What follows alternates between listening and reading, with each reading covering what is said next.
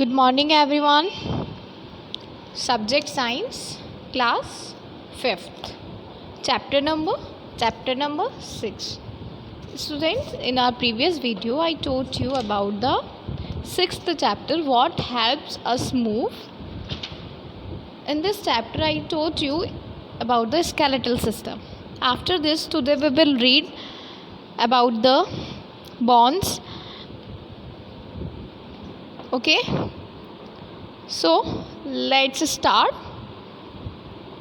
Yes, so students, you can see on page number 97. First of all, for your kind information, मैं आपको थोड़ा remind करवा दूँ. हमने कल स्केलेटल सिस्टम के बारे में पढ़ा था और स्केलेटल सिस्टम के बारे में मैंने बताया था कि स्केलेटल सिस्टम मीन्स कंकाल तंत्र. The human skeleton is made up of bones. आपको पता है कि ह्यूमन का जो स्केलेटन है वो बॉन्स से मिलकर बना हुआ होता है, और जो बॉन्स होती हैं वो एक तरह के मिनरल्स से मिलकर बनी होती हैं, और उस मिनरल्स को हम बोलते हैं कैल्शियम. और कैल्शियम की वजह से हमारी बॉन्स जो हैं वाइट कलर की होती हैं और हार्ड होती हैं एंड स्ट्रॉन्ग होती हैं. So after this we will read about the how many bones do you think और स्केलेटल सिस्टम हैज़. आपको क्या लगता है कि स्केलेटल सिस्टम में हमारी कितनी बॉन्स होती हैं? Okay, so an adult human has 206 bonds and all these bonds are arranged in a specific manner to make a body. ठीक है, तो एक एडल्ट ह्यूमन में 206 यानी 206 बॉन्स होती हैं. एडल्ट ह्यूमन में 206 बॉन्ड्स होती हैं, और ये सारी बॉन्ड्स अपने स्पेसिफिक मैनर में अरेंज हुई होती हैं, जो कि अपना फंक्शन प्रॉपर करती हैं.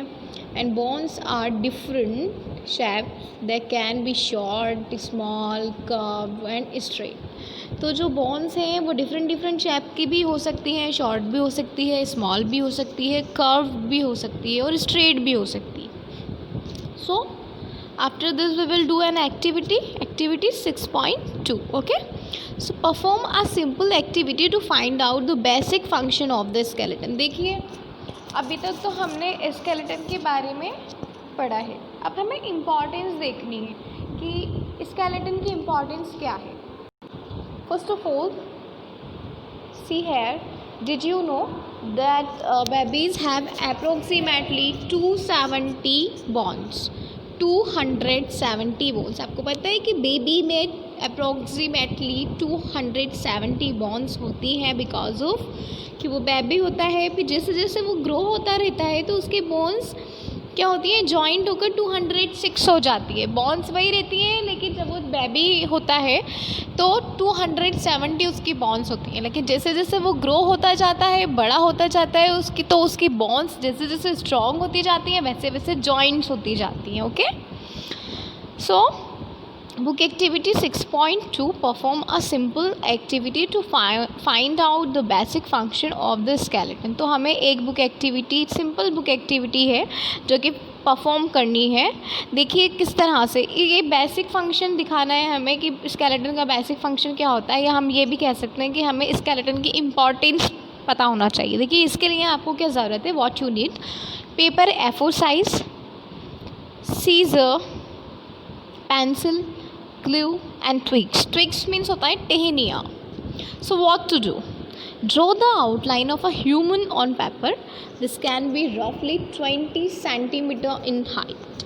तो मतलब देखिए, आपको एक पेपर लेना है जो कि A4 साइज़ का होना चाहिए, सीजर लेना है, पेंसिल लेना है, ग्लू लेना है एंड ट्विग्स लेना है. आपको एक पेपर पे ह्यूमन का आउटलाइन को ड्रॉ करना है. उसका रफली 20 सेंटीमीटर का हाइट होना चाहिए. Cut out the shape. आपने जो ड्रॉ किया है, ह्यूमन का जो आउटलाइन ड्रॉ किया है पेपर पे, उस आउटलाइन से आप उसके शेप को निकाल लो. उसको कट करके ह्यूमन का शेप निकाल लो. Using your hands try to make the paper figure stand up right and observe it. Okay, मतलब क्या करना है आपको उस पेपर फिगर पे, यानी जो आपने कटिंग निकाली है उसको आप कोशिश करेंगे कि क्या वो सीधा खड़ा हो रहा है क्या. वो जो पेपर है हमारे हाथ में, जो आउटलाइन है एक ह्यूमन का, अगर हम उसे सीधा खड़ा कर रहे हैं, स्ट्रेट अपराइट कर रहे हैं, स्टैंड कर रहे हैं अपराइट, तो क्या वो स्टैंड हो रहा है क्या विदाउट एनी सपोर्ट? आपको ये ऑब्ज़र्व करना है कि वो उड़ रहा है, कि वो गिर रहा है, या उसको किसी सपोर्ट की ज़रूरत है, जो भी है। And now stick the twigs behind the paper figure and try to make it stand upright. आपको ऑब्ज़र्व करना है, अगर वो गिरता है, उसे सपोर्ट की ज़रूरत है, तो आपको क्या करना है, उस पेपर के बैक बिहाइंड पीछे वाले पार्ट पर आपको ट्विग्स को अटैच करना है ना? आपको ट्विग्स अटैच करना है, स्टिक द ट्विग्स, आपको उस ट्विग्स को स्टिक करना है ताकि वो जो पेपर है आउटलाइन वाला वो क्या हो पाए, वो ईजीली क्या हो पाए, स्टैंड हो पाए। समझ गए आप? आपको एक ह्यूमन का आउटलाइन निकालना है, फिर आपको उसको आउटलाइन को निकाल के पहले देखना है कि वो विदाउट एनी सपोर्ट स्टैंड हो रहा है। अगर नहीं हो रहा है तो आपको उस पर आपको उस पर ट्विग्स को स्टिक करना है। ठीक है, अब देखिए आपने क्या ऑब्ज़र्व किया, what you observe, without the twigs the paper figure could not stand upright, तो obviously could not, without twigs paper can't stand upright, paper figure can't stand upright, नहीं हो सकता। तो यहाँ आएगा could not, okay, and after this when I passed it the twigs the paper figure could not stand upright। जब मैंने उस पर ट्विग्स को स्टिक किया तो मैंने देखा कि वो क्या हो गया, सीधा खड़ा हो गया। Okay, so what you infer, the twigs give the paper figure support to stand upright. तो ये एक तरह से क्या हुई, इम्पॉर्टेंस हो गई स्केलेटन की। इसी तरह से हमारे लिए भी स्केलेटन इतना ही इम्पॉर्टेंट है, बोन्स इतनी ही इम्पॉर्टेंट है, स्पाइनल इतनी ही इम्पॉर्टेंट है। अगर हमारे अंदर स्केलेटन नहीं हो, हमारे अंदर बोन्स नहीं हो, हमारी बॉडी में स्केलेटन सिस्टम नहीं हो, तो क्या हम सीधे खड़े हो पाएँ, हम मूवमेंट कर पाएँ? नहीं हो पाएँ। तो ये एक तरह से क्या थी, ये एक तरह से स्केलेटन की इम्पॉर्टेंस थी। अब देखें आप कॉन्क्लूज़न क्या निकलता है, जो कॉन्क्लूज़न निकलता है वो ये निकलता है, just like the twigs give support to the paper figure, जिस तरह से ट्विग्स ने पेपर फिगर को सपोर्ट किया है और skeletal systems give support to our body, इसी तरह से हमारा स्केलेटल सिस्टम जो है वो हमारी बॉडी को सपोर्ट करता है and it help us stand upright and walk on a feet. और इसी तरह से हम हमारे पैरों पर भी चल पाते हैं। अगर हमारे अंदर बोन्स और स्केलेटल सिस्टम नहीं हो तो हम चलने की बात तो दूर की, हम मूव ही नहीं कर पाए, मूवमेंट्स भी नहीं कर पाए। So use the picture clues to find out some of the main functions of this skeletal system, which I done already. You can see gives shape structure to the body, जो कि हमारी body को shape देता है, structure देता है। Production of blood, हमारे blood का क्या करता है, प्रोडक्शन करता है। कौन, स्केलेटल सिस्टम।